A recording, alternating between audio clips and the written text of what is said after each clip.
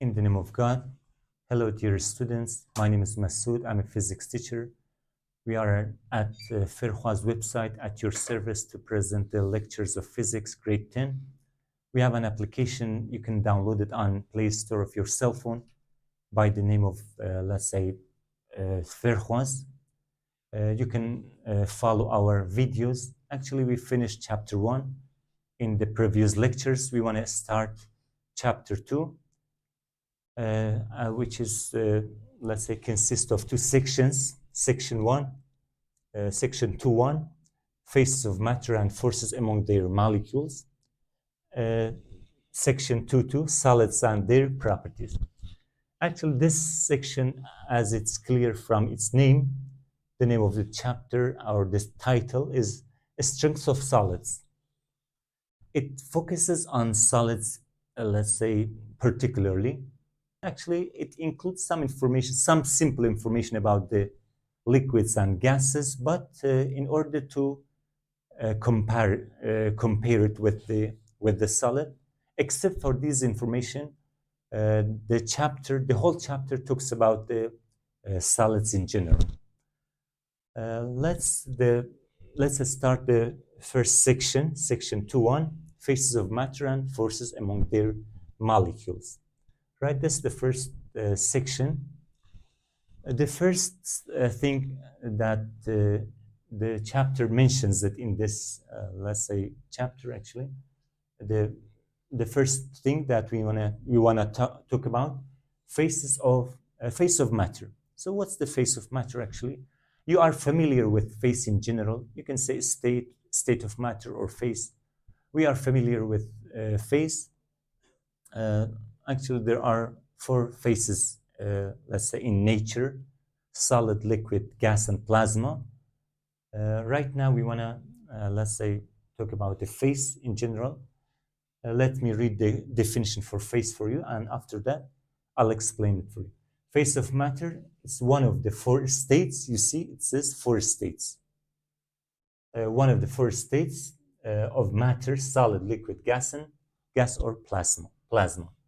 Actually, plasma is a 4th state of matter, and I can say it's the extremely hot gas. Extremely hot gas means plasma, right? Let me read this graph for you. We have a graph here. The phases of matter. Actually, in general, I summarized some information with example about the, let's say, about each phase. Phases of matter.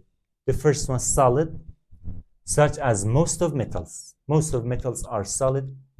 Actually, I can say all of metals are solid except for mercury, and my memory does not serve right now. That's why I said most of metals, because some metals are, let's say, are liquid at room temperature, like mercury. Number 2, liquid, such as water and blood. And we have a lot of, let's say, examples. You can give, let's say, any example as you like.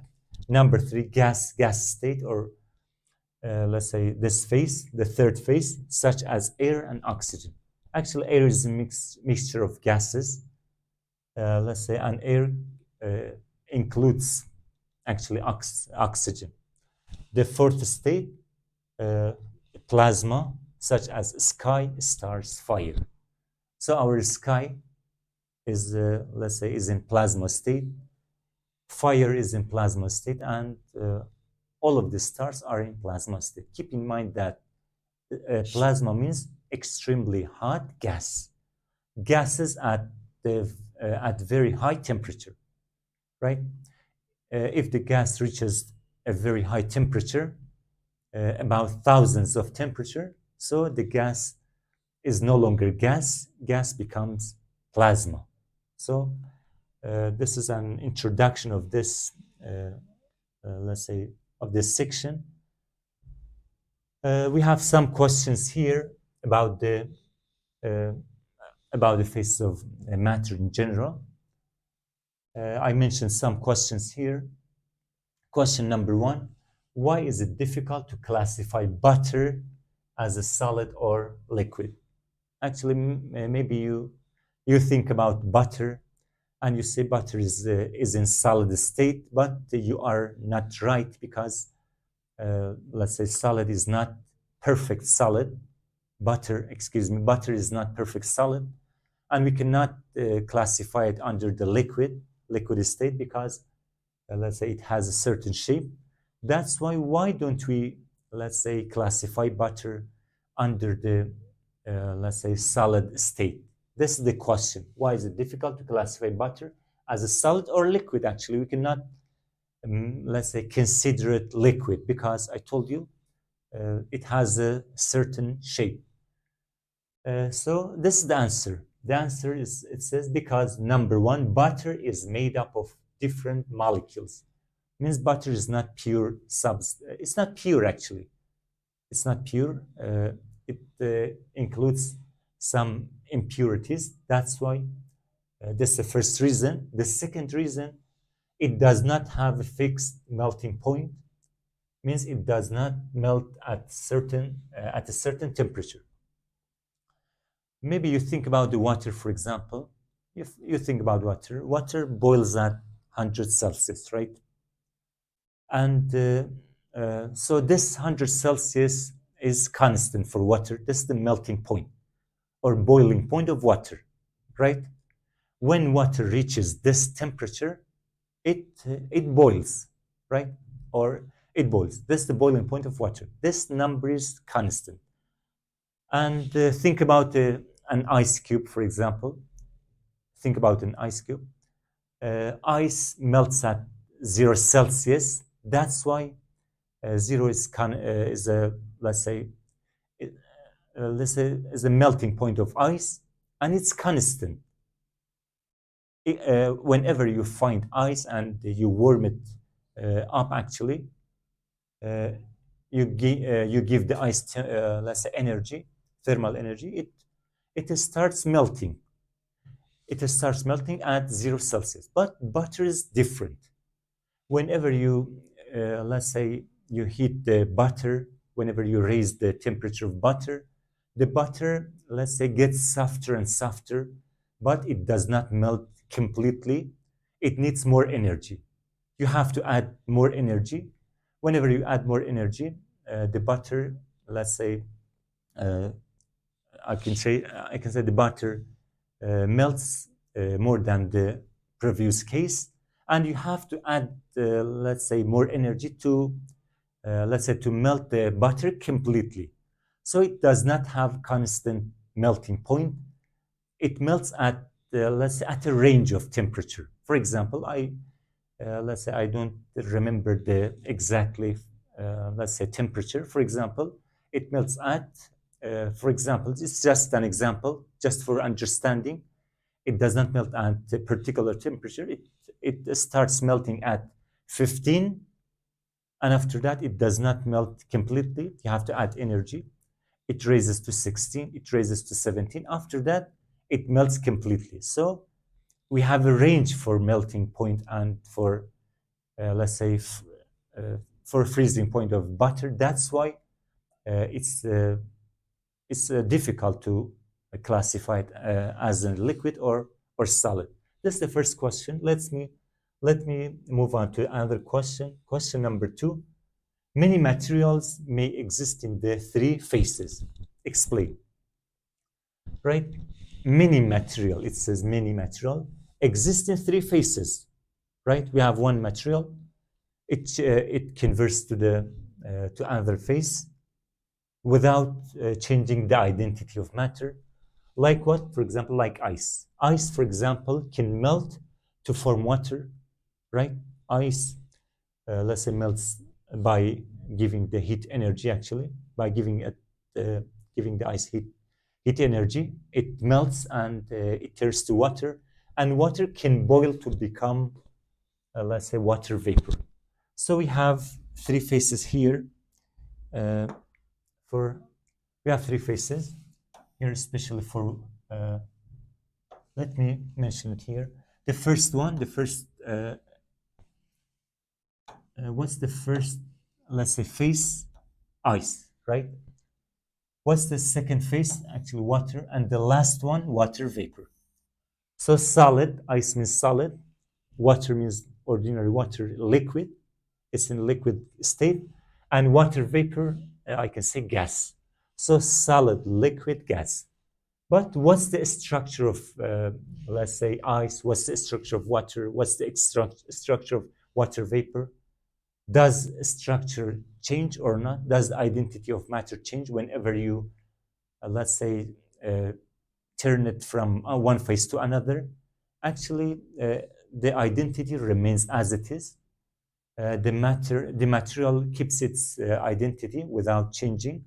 Keep it in your mind. In every phase change, the identity of matter, let's say, maintains without changing. And I wrote a note or tip for you. The chemical formula for ice, I mean, a structure of ice, water, and let's say water vapor is H2O. So ice consists of two hydrogen and one oxygen. What do you say about water? We have the same structure. What do you say about water vapor? It's the same, right? So we have one material in three phases. What's this material? For example, ice. Yeah, you can say ice. Let's say water and water vapor. So three. We can, instead of ice, it's better to say water, because water exists in three phases. Solid water means ice, liquid water means ordinary water, and let's say gas water means, let's say, steam or water vapor. Let's move on to question 3. Define plasma. Actually, I explained it for you already, but let me read the question for you. It says the phase is a phase of matter achieved at very high temperatures. All of the stars are in plasma state because they are extremely high.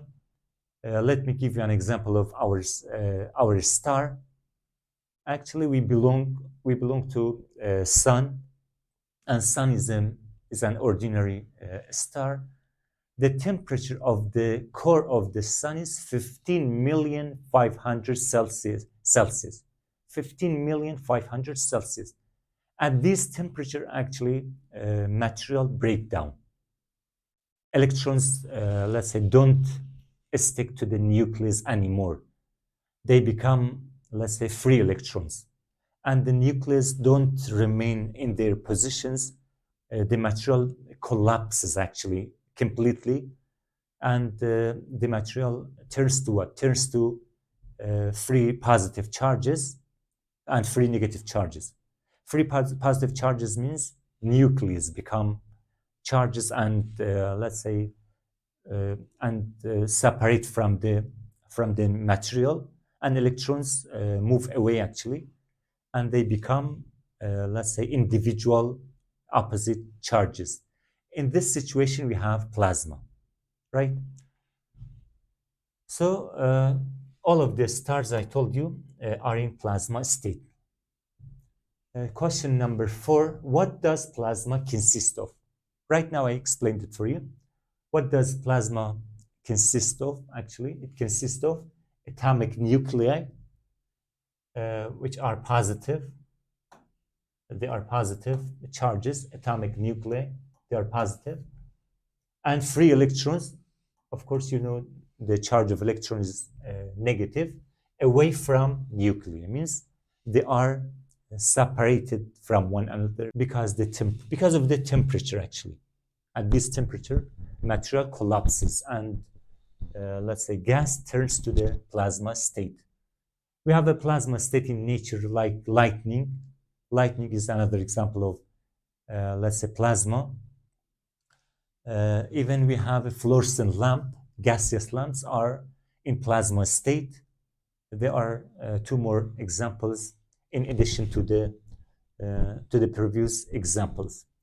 Right? Question number 5. Why is it estimated that the most of all the matter in the universe exists in stars? Why do we say majority of matter exists in the star?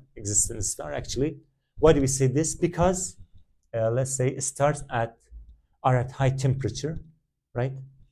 because stars are at high temperature, means they are in plasma state. That's the first reason. And most of the visible mass, most of the visible mass of the universe is concentrated in the stars, right? So because stars are in plasma state, majority of material in the universe is in plasma state, because all of the stars without exception are in plasma state, uh, right? That's why. And actually most of the visible matter in universe exists in the stars actually. Here, and that's why I say invisible mass, because we have dark matter which is invisible, but it's not, let's say, our subject. Uh, let's it's not our subject. Just focus on the visible mass of the universe, right?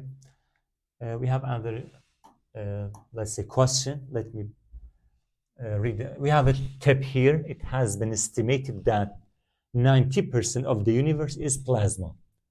Why do we say 90% of universe is plasma? I told you, because the majority or the main mass or predominant mass in universe is stars, actually. Is a star, right? Predominant masses in nature are stars. That's why we say 90% of universe is in plasma state. Name the factors by which a phase of matter is changed, right? So how do we change the phase of matter? We can change the phase of matter mechanically, or let's say by thermal, by thermal excitation, right? Mechanically, and let's say by thermal energy. Let me read the answer for you. So phase of matter is changed by two factors, either by giving the material mechanical energy. What do I mean by mechanical energy? Means changing the pressure, right? Applying the pressure on the material. And after that, thermal energy, giving the material thermal energy, means changing temperature, right? Raising temperature or changing temperature. Let me give you an example about mechanical, let's say, mechanical approach, right? If I say changing pressure, maybe you say, teacher, how does changing pressure change the phase of matter actually? Think about snow, let's say, uh, think about it, for example, a snowball, right? I give you a snowball, and you know a snowball is in solid state. I want you to press the snowball. Whenever you press the snowball, let's say liquid water, let's say drops from your hand, right? Liquid water leaks from the snowball. That's why by applying a pressure, by using mechanical approach, you can, let's say, change the phase of material. You can change the phase of, let's say, snowball from solid to the liquid. That's the first one, mechanical. Or we have another example. Whenever you put the glass of water within the refrigerator, I want you to put the glass of water inside the refrigerator. What happens to the glass of water? Gradually, it gets harder and harder and turns to solid. So we have a high pressure within the refrigerator. That's why this is another example for mechanical, let's say, method for changing the phase. And another one, thermal energy. You know what thermal energy is? It's very easy. You can, I'm sure you know the answer, and you can give me an example. Changing temperature, or by, I give you, for example, pan of water, and I want you to put it above a, let's say, burner, right? Whenever you set fire to the burner, actually, the water, let's say, warms up, and it changes temperature. It increases its temperature, and after a while, after, let's say, after some minutes, I can say the water turns to water vapor. So either by giving the material mechanical energy, or let's say thermal energy, you can change the phase of material. Let's move on to another question. Question number, and we have we have another let's say title, structure of matter. What's the structure of matter in general? Matter consists of two main parts actually, molecule or molecules and atoms. Matter is composed of molecules and atoms. But I have a question for you. Think about it. Which one is larger in your opinion, molecule or atom? Which one is the building block of matter, molecule or atom? Let me read the other note for you. It says, since a single molecule consists of several atoms. You see, one molecule consists of several atoms. So which one is larger? One molecule is equivalent to several atoms. That's why molecule is larger than, let's say, larger than atom in size. And by the way, both of molecule and atom are invisible, right? They are invisible. You cannot observe them unless by the, let's say, a very strong microscope. Then the atoms are building blocks of matter. So which one is the, let's say, which one is the smallest part of the matter? Actually, atom. That's why atoms are building blocks of matter. This is the structure of matter. Let me read another title for you. A classification of matter. Matter in general is classified into three main parts, into three main categories. The first category is elements. The second category compound, and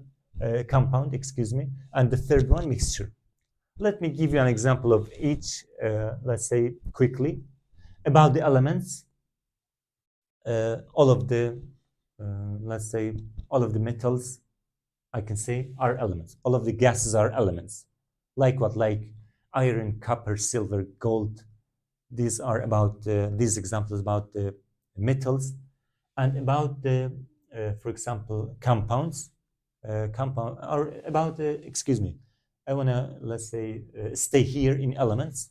Let me give you an example about the gases. Like what? Like oxygen, nitrogen, hydrogen, oxygen, nitrogen, hydrogen. They are what? They are elements. So what do you say about the compound? Think about the compound. Compound means, let's say, combination of two or more elements. Like what? Like H2O. Water is a, let's say, best example for compound. What do you say about mixture? Go over it. Think about the mixture. Mixture means, let's say, combining two or more compounds together. Combine two or more compounds. Like what? Like, for example, salt water. You can say salt water is a mixture. And you can give other example aside from science. You can say any, for example, pizza. Pizza is a mixture, yeah? Pizza is a food and it's a mixture. You can, let's say, consider it a mixture.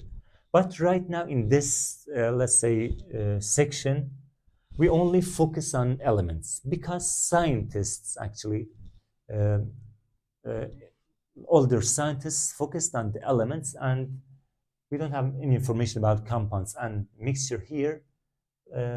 Let me read some questions for you.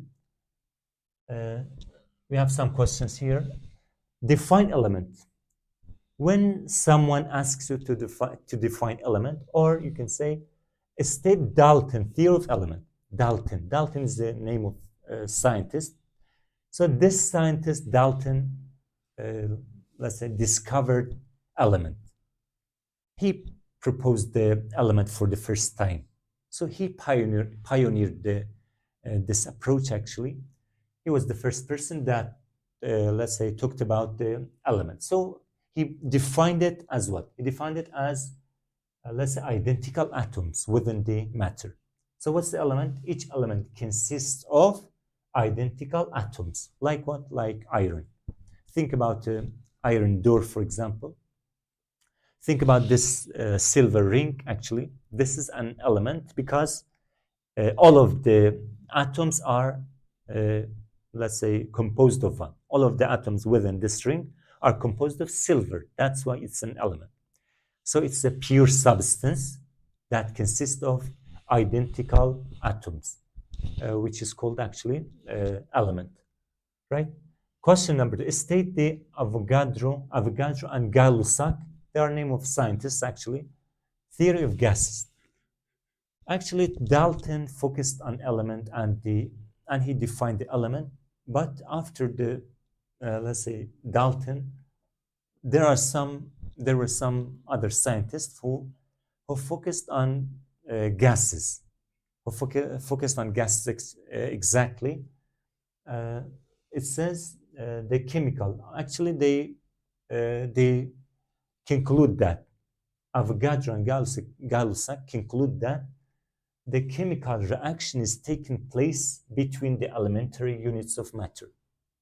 And I told you they worked on especially gases, and they say, let's say, chemical reaction is taking place. Chemical reaction occurs within the elementary units of matter. This is the theory of Guylusac and Avogadro.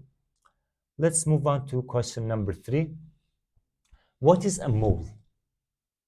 Right? What's a mole? Actually, for understanding the concept of matter, you have to know this information. You have to know what, let's say, element is. You have to say about the gases. These information are, let's say, basic information to understand the concept of matter, especially. And we have other expressions like what, like mole. You have to know about the mole for better, let's say, knowing the matter.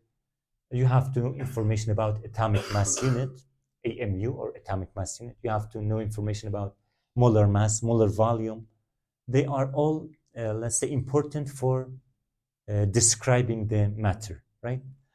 So question number 3, what is mole?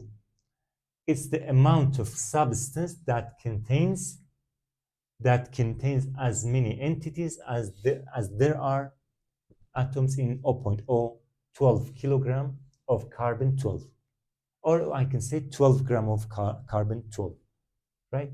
Carbon 12 is one of the isotopes of carbon. It's a radioactive carbon. Actually, it's a criteria for measuring the mole. So what's 1 mole? Means simply I can say 1 mole means 12 gram of 12 gram of carbon 12, right? 12. If you pick, let's say, pick up 12 grams of carbon 12, means you have 1 mole, right? This is about 12 gram, or I can say 0.012 kilogram of carbon 12 is equal to 1 mole. Question number 4, what is meant by atomic mass unit? Simply we can say we have an abbreviation here. Your book mentions, let's say, this abbreviation as U. You can say U, or in some sources, maybe you find that the abbreviation of atomic mass is AMU. Maybe it's AMU, but our textbook, let's say, denote the atomic mass unit, let's say, as U. So whenever you see the, let's say, this symbol means 1 atomic mass unit. 1 U means 1 atomic mass unit. Let me erase this one because this is our, let's say, our textbook focuses on this symbol. Let me read the question for you. It's 1/12 of the mass of a single atom of carbon 12. And numerically, I can say 1 U, or 1 atomic mass, is equal to 1.66 times 10 to the power negative 27. Excuse me, this is an exponent. Let me write it here. This is an exponent. 27 It's an exponent for this number, 1.66 times 10 to the power negative, let's say, to the power negative 27 kilogram. It means 1 U is equal to 1 over 12 mass. This is mass of carbon 2, right? Question number 5, define molar mass. I want to define molar mass for you, and the symbol of molar mass is M capital, M small, M sub M. M capital, M small, or M sub M. It's the mass per mole of a substance. Mass per mole of a substance. The symbol of the molar mass is M capital, M small, and its unit is kilogram mole to the negative 1, or kilogram per mole. I want you to memorize it. It means mass per mole of a substance. This is called, let's say, molar mass. What is meant by molar volume? And the abbreviation of, or symbol of a molar volume, symbol of molar volume is V capital, M small, or V sub M. It's the volume per mole of a substance, right? So you can take it from the from its expression. Molar volume means volume per mole of a substance. Molar mass means mass per mole of a substance, right? Mass per mole of a substance means molar mass. Volume per mole of a substance means molar volume. This symbol actually Vm, and its unit is cubic meter mole to the negative 1, or cubic meter divided by mole, right? So other question. I want you to memorize these, let's say, units. Maybe, let's say, your teacher brings this question in multiple choice. He or she may give you these units, and let's say, teacher wants you to mention the unit of, for example, molar volume. What do you say? Is the unit of molar volume, let's say, kilogram per mole or cubic meter per mole, right?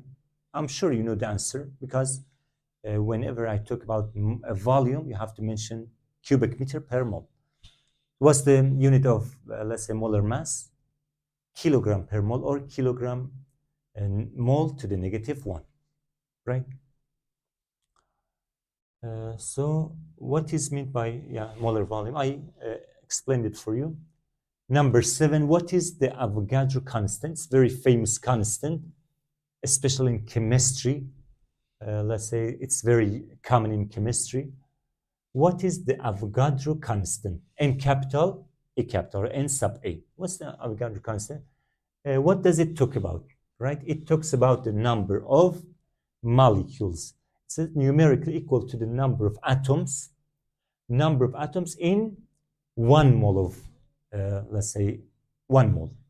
You know what 1 mole is? 1 mole is 0.012 kilogram of carbon 12. So the number of the atoms within the 0.012 kilogram of carbon 12, number of atoms. And it means that it equals the number of atoms in 1 mole of carbon 12, right? Whenever you bring the 1 mole of carbon, and it's just an example, whenever you count the number of atoms, so number of atoms within 1 mole of carbon, it means, let's say, you have a Avogadro number. And already actually it was found, we can say this is the let's say Avogadro constant, 6.02 times 10 to the power 23 mole to the negative 1. Means we have approximately 10 to the power 23 atoms per mole, right? In 0.012 kilogram of carbon, there are 10 to the power 23 atoms. What do I mean by this? Means we have 1 followed by 23 zeros, right? It's a huge number of atoms. Only in one mole, actually, 1 mole of carbon, 12 grams consists let's say 12 gram includes 10 to the power 23. So what do you say about the one, for example, 1 kilogram, right? So it's uncountable. You cannot count it, actually. Question number, let's say 8. Let me read this, or I'm gonna finish the, let's say, lecture here. I leave this question for the next lecture. I appreciate you for watching this video. I want you to follow our videos in next lectures, and bye for now.